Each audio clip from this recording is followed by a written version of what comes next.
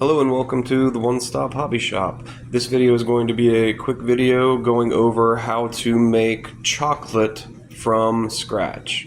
Let's meet the ingredients. We have 1.5 teaspoons of pure ground vanilla powder, 1 teaspoon of fine sea salt crystals, 2.25 cups of powdered sugar, 3 cups of cocoa powder, and 3 cups of organic cocoa butter.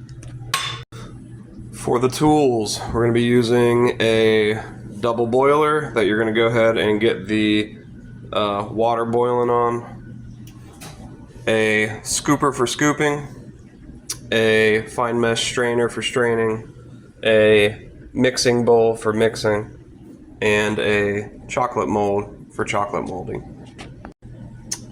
So once you get your double boiler up to temperature, you can go ahead and reduce the heat on the stovetop down to medium or medium to low, so that way you don't have as much pressure coming off of that while it's heating up. After you seal it, it'll hold the temperature a little bit easier down there to keep the ingredients at the temperature that you need. And something to remember when making chocolate using a double boiler, the thing to remember is your tempering temperature to get up to get the maximum up to is like 120 to 130 degrees Fahrenheit. So you want to make sure that you're constantly throwing ingredients in when you're making chocolate from beginning to end, in order to make sure that you keep a constant temperature on the inside, so that way you can control it a little bit better at the end once you're mixing all the ingredients together. So it's good to prep your ingredients ahead of time before making the process, just to make sure that it's good to go. So while that's heating up, I'm going to go ahead and prep some of the ingredients. So the first thing I'm going to do is mix all of my dry ingredients into a mixing bowl and mix it all together, so that way when I put it into the chocolate, it's going to be an even spread of all the ingredients as it sifts down. So cocoa powder, 3 cups, powdered sugar, 2.25 cups, 1 teaspoon of salt, and 1.5 teaspoons of the vanilla powder. And you can mix it all together using your scooper until you get everything mixed in completely and sifted all the way through. Next step is to start melting the cocoa butter. Toss the cocoa butter into your double boiler. You can see that once it's up to temperature, it'll start melting pretty quickly. And this is where you're going to start wanting to watch the process the entire time to keep around that 120 degree Fahrenheit upper end of the temperature gauge. And it's good to have an actual temperature gauge to be able to use while you're doing it, just to check it along the way. But remember that once it gets melted, you're going to be adding your cocoa powder, sifting it directly into it the whole time, and mixing all of these ingredients up together until we get all of this into here. So let's melt it down. Alright, the cocoa butter is almost melted all the way, and just a quick check of the temperature. It's a little bit higher than expected in some spots, 120 to 130, which is okay. You can go a little bit higher than 130, around 140, but you don't want to go too much higher than that. What you're basically doing on this first melt is melting all the crystals, all the chocolate crystals that you're going to be forming in the cocoa butter completely all the way. So that way when you add your ingredients into it, you get a nice even mix all the way across it. And then you're going to do the tempering process, which is cooling this down and then heating it back up again, and then cooling it down again to get that snap of the chocolate. And you just want to make sure that you don't get this above too high above the 130 mark, and make sure that you control the temperature throughout the rest of the process. And once all of the cocoa butter has melted and it's up to temperature, we're going to go ahead and start sifting our powder in. So you're going to get a couple scoops of your chocolate mixture into your sifter, and then you're going to basically be tapping it, sifting it, moving it around, and you're going to be stirring while you're doing this to get the ingredients sifted in there. So you're going to be sifting it in and mixing it, making sure it melts all the way, and basically continue doing this process until you get a nice smooth chocolate on the inside here. So it's melted. Sift a little bit more in. Try to make sure that it goes through the sifter because it's going to make the granules smaller. And then continue to mix it into your double boiler, increasing the heat as needed to dissolve it completely all the way. Between each addition of powder, I'm making sure that the last amount completely dissolves first. And just to give you a smaller amount of that happening is you're just gonna mix it until it all is melted smoothly and evenly into the mixture. And as you add more and more until you get through it all, it'll become smoother and smoother. And this is why you sift it. When you get down to the bottom of it, there's going to be a lot of clumps in there. You want to put those clumps back into your mixture and make sure that you crush them at the end. Continue doing this and mixing until all of your mixture is in the chocolate. And a great example of what not to do is if you put in too much of the powder all at once, you can see these clumps starting to form, and it'll be harder to mix it in with the rest. This means that my temperature is too low on the inside or I added too much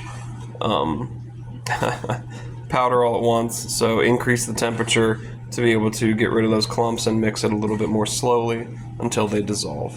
And now that the chocolate's all melted, it is nice and smooth and seems to be up to temperature. At this point, give the chocolate a taste and see if you need to add or adjust any of the dry ingredients in the recipe, like more powder sugar for sweetness or more chocolate powder for more chocolatey flavor. And it is spot on. So now what we're going to do is cool down our chocolate to a lower temperature, around 70 degrees or less, like room temperature or less. The quickest way to do that is to fill up a sink with water, place your pot inside, make sure that it's going to float or tilt in a way that doesn't actually make it spill. Feel free to adjust the water level slightly to just ensure it doesn't tip over. And then you're going to let that cool in the water. The water will help dissipate some of the heat from the pan and bring the entire temperature down quickly instead of putting it in the fridge and causing a higher energy bill from your fridge trying to work harder to cool it down. At this time, it'd be a good idea to pre-wash some of your dishes to put into the dishwasher. And while this chocolate is cooling down, I'm going to take a couple scoops of it and put it onto a piece of parchment paper to test out the snap of it before and after it cools down all the way. And the chocolate has cooled sufficiently down, so we're going to put it back onto the double boiler to melt it again so that we can pour it into the molds. And now we have the chocolate melted down again to the 80 to 90 degree mark that we want, so we're going to take it off the double boiler and let it set and pour this directly into our molds. Now I already took a couple scoops out and put it onto my parchment paper to test the tempered version versus the untempered version of the chocolate. And then you want to keep your double boiler running just in case you need to heat up your chocolate mixture more while you're waiting for your molds to cool down.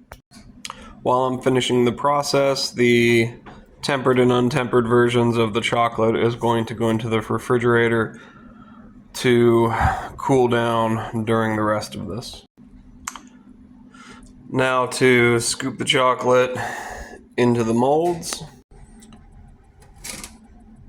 and get a good amount to transfer over to the molds.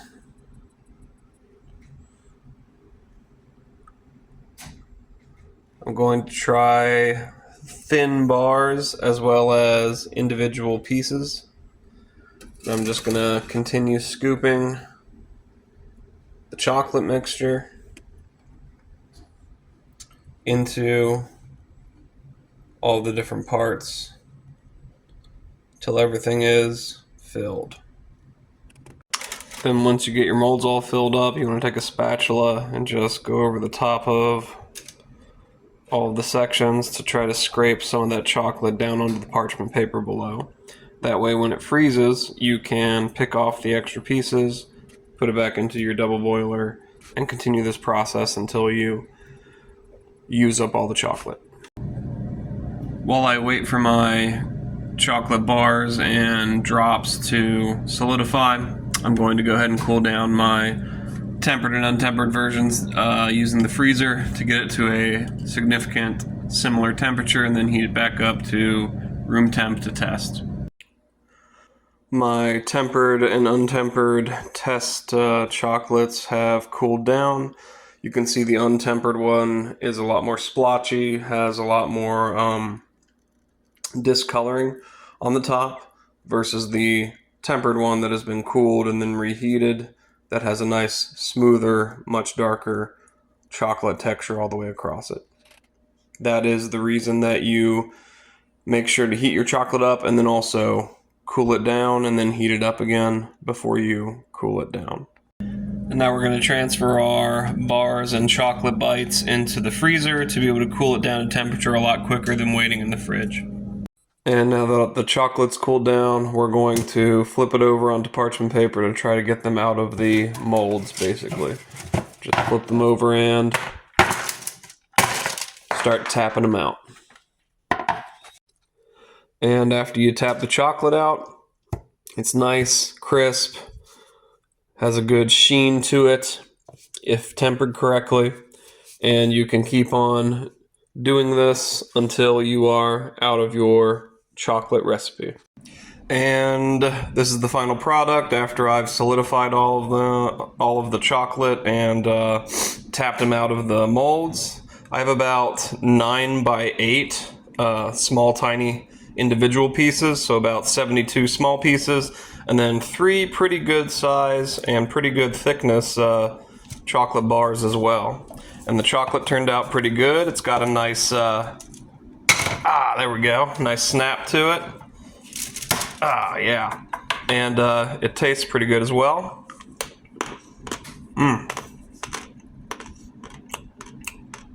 Good crunch to it. Nice, solid, dark chocolate taste. And not too sweet and melts in your mouth. And that is how you make chocolate in a nutshell.